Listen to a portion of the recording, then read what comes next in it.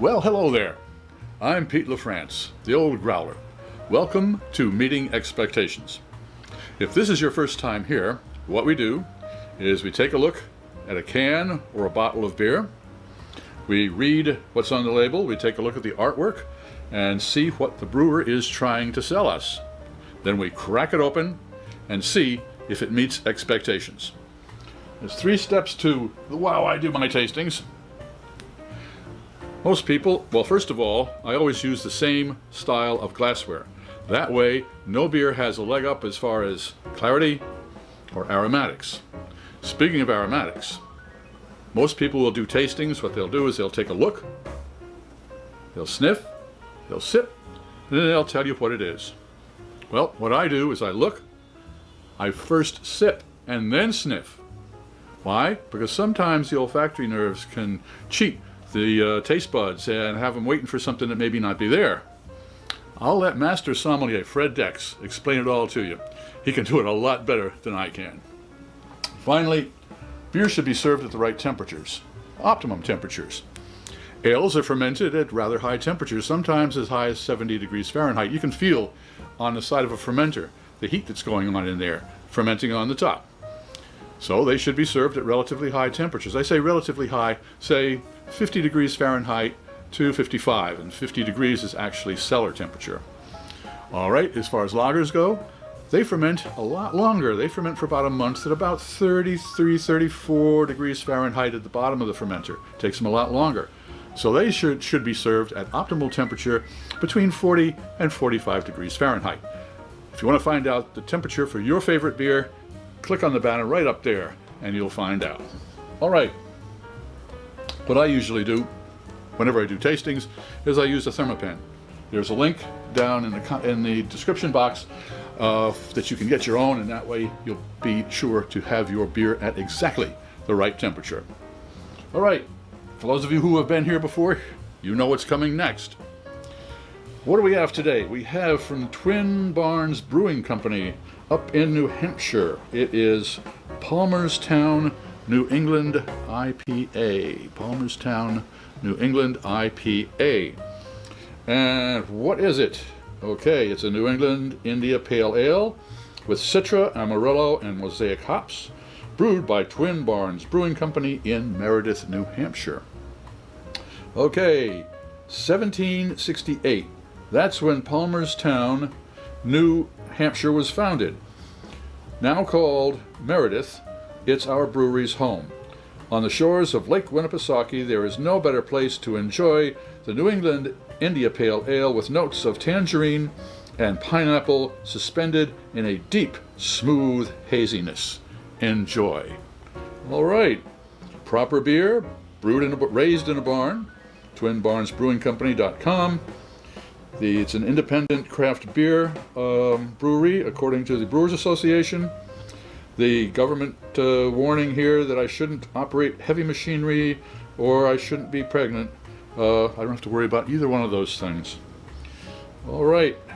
Well, what are we expecting?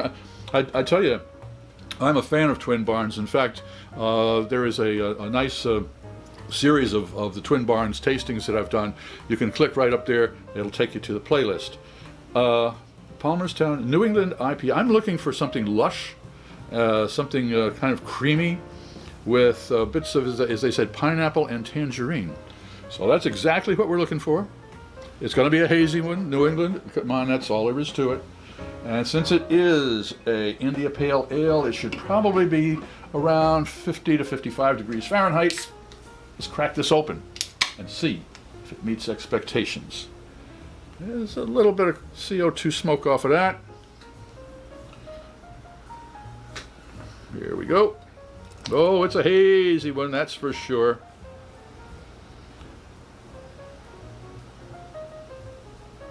All right.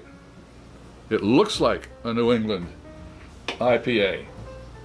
It's got the great head, nicely, tightly knit, fine little bubbles. It's good carbonation coming off the bottom there, and is just as hazy, as peachy looking as you could possibly be. All right.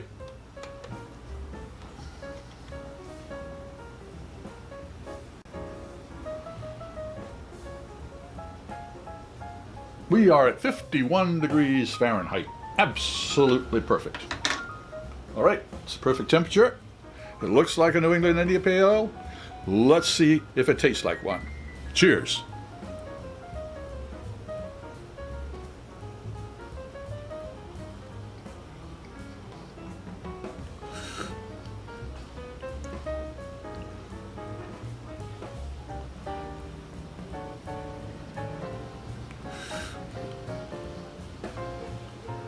Oh yeah, there certainly is pineapple there.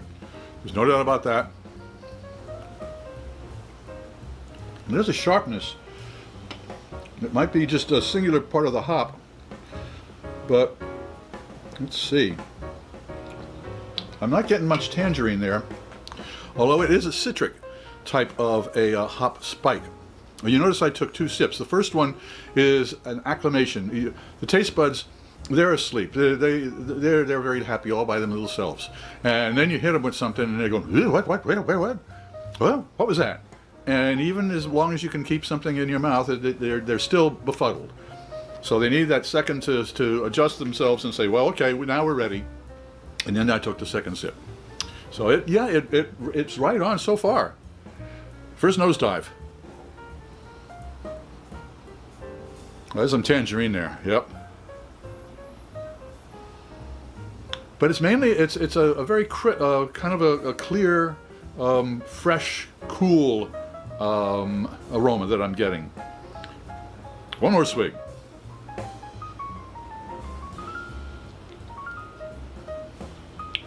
Ah, it's very refreshing. The pineapple is there, but it's not overpowering. The lushness of the beer is really what I think makes it. That is certainly true, and since it bills itself as a New England IPA, it's certainly it's right on. If you enjoy this program, please click on the subscribe button and the bell. That way you won't miss any of our presentations, and a comment would certainly be appreciated.